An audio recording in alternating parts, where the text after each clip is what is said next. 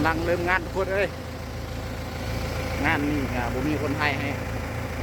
เอาไปแสดงไทยเอาเองงานนี่ก็เอามาเปิดงานเองเดี๋ยวเดี๋ยวเอาไปเบิ่งเอา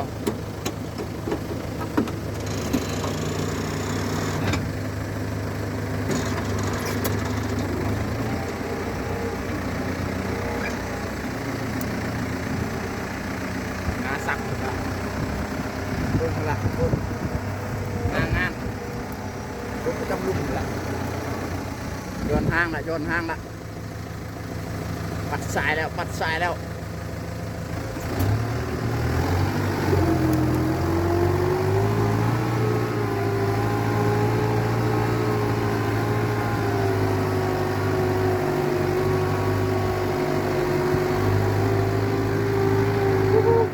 ไปบุกขึ้นเลยเนาะ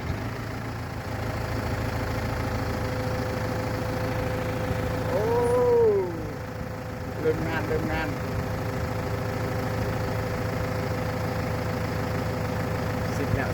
สิบแล้ว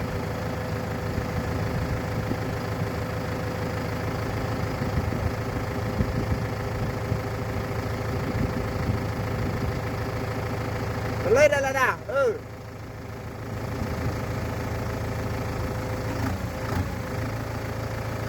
โอ้โห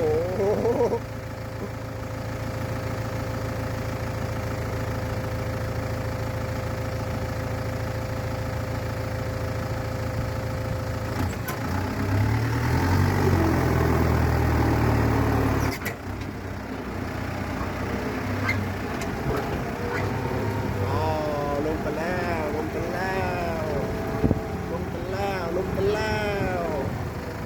โอ้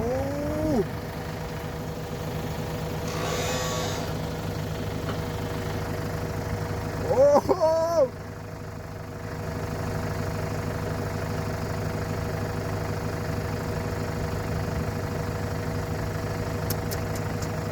เห็นแล้วเบิ่งดวงเอาเบิ่งกันเอาได้เลยบอก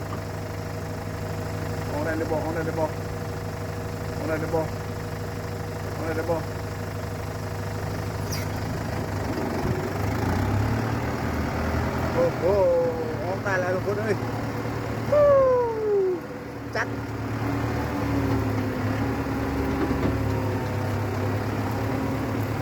งานนี่งานเท่าละ